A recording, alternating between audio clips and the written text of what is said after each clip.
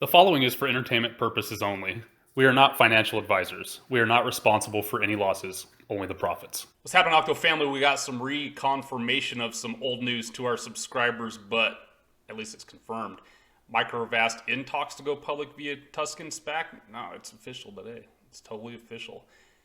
Intent to combine, right? It's not official till it's fully signed off, but it's there. Confirmed as signed off a letter of intent, LOI, related to a business combination with Microvast Inc., a market-leading provider of next-generation battery technology for commercial and specialty use motor vehicles. Founded by Yang Wu in 2006, Microvast is focused on driving mass adoption EV, and its battery technology boasts best-in-class charge speed, battery life, energy density, and safety performance. If you didn't see my last video about this, I really dove into the company and found tons of cool stuff they do. Make sure to take a look at that. The company has been in the industry and been the leader for over a decade. That's why I like this one, because it's not, in 4 years, we might have a battery that people might want. They've been doing it for a decade. And it has a clear visibility to future growth from its existing pipeline across commercial markets, including e-buses, vans, trucks, passenger vehicles, automated guided vehicles, forklifts, and mining trucks. This is all in one package here. Microvast is a vertically integrated battery technology company. They got R&D, they got their own factories. It's cool. Microvast has a compelling financial profile with significant historical revenues, as well as projected growth and profitability.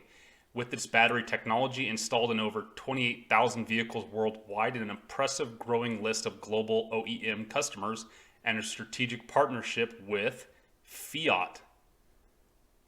Chrysler, Fiat, this is huge. Powertrain Industrial. Microvast is a proven technology leader driving the mass adoption of electronic vehicles. We're excited to partner with Mr. Wu and his experienced team and believe the valuation negotiation provides long-term intrinsic value to Tuscan shareholders. We look forward to continue the Microvast in his next phase.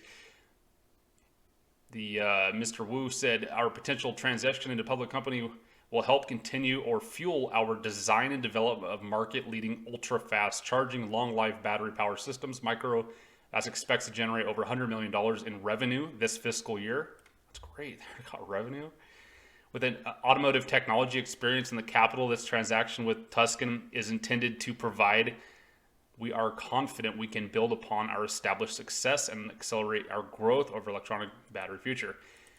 One of my biggest complaints yesterday or day before about the video we're talking about, on their site and everywhere I looked, I couldn't find anything recent at all. Good news, I found some. In fact, someone else pointed this out to me, I believe. Microvast will start battery production in a whole different country, in Germany, Brandenburg, in early 2021.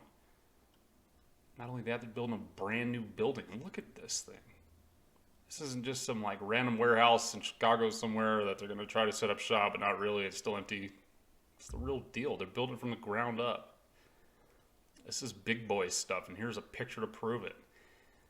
The demand for the batteries in Germany rose by 37% last year, according to an estimate by the Central Association of Electrical and Electronics Industry. By the way, this was published 4 days ago. It's great. U.S. manufacturer of lithium-ion batteries, modules, and battery packs, Microvast is currently building production building near Berlin. Research and development facilities for lithium-ion batteries. The start of production for the first MC100 production line will go into operation in this quarter, 2021. It was set up and successfully tested by the engineers. Several weeks trial operation. Sasha said, managing director is satisfied right from the start. We want to produce battery modules with a volume output of up to 1.5 gigawatt per hour in this place per year, every year. So a smooth test run of the entire system is very important to us. Our partners and engineers did a first-class job. 36,000 square meters, 5 production lines, and 250 employees. This is the real deal, man. It's huge. With the start of the European Microvast battery production in Brandenburg, the company Microvast, which was founded in Texas, previously increased by 37% to 3.16 billion euros for volume of battery movement. Wow. For Microvast, this step is an important beginning, which we respond to the high demand of our customers. In the final stage, battery modules with volume output of 6 gigawatt per hour will be produced eventually by the 250 employees in 5 production lines, 36,000 square miles of meter property. That is huge. Here's another something here. This is from March of this year. This is from electrek.co. Title of this article is EV Battery Makers Rush into Europe Following Tesla's Giga Berlin Project. But down here you can see they talk about Microvast. They're saying Microvast is a market leader in the design and manufacturing of ultra-fast charging and long-life batteries for electric buses. So it's well known. This is a pretty well-known site too, electrek.co. I've been on there a bunch. And then I also found some more stuff. So on their LinkedIn, the head of marketing and like some of the other people that are involved in the company, they're pumping LinkedIn. So this guy, Sasha Kettleborn, he is the sales and marketing dude for Western Global for Microvast. He's been posting articles that are popping up one day ago. And then there was a bunch of other stuff that he was talking about before. So that's cool. If you want to go check out his LinkedIn, he's got a bunch of links to some other stuff. That's great. The only big problem is the hype factor on this, I think. Where is it? Who's going to do it? Why didn't this guy get live all day long and just do interview after interview? I didn't see one. I couldn't even find an official press release for this yet still. In fact, the press release that came out is the official press release. I was talking about investor presentation, sorry. But this press release is cheesy. I mean, it's what? This is it? You know, you got a billion-dollar company and this is the press release we get? They didn't do anything else. They didn't update their websites, nothing. The website, they still didn't do an investor presentation or nothing. That's what scares me. Where's the hype guy? Where's this dude, the sales and marketing Western Global dude, Sasha? Where you at, dude? How come you're not, you're liking stuff and putting up articles on LinkedIn, but dude, you should have been hitting up YouTubers or CNBC or MSNBC or something, man, and helping get this out. Maybe put up more articles on your guys' website. That's my problem, is will this hype? Do you believe we're in a time for SPACs where an announcement like that can pop? And before that, the warrants could be sitting at 52 cents, and after that information, they only go to $1. This is just crazy to me. They settled today at 87 cents, let's call it. 87 cents, which is ridiculous low. But again, let's blame it on SPACs, but let's not. I mean, Jaws, for some reason, spiked to almost 3 again, right? $3.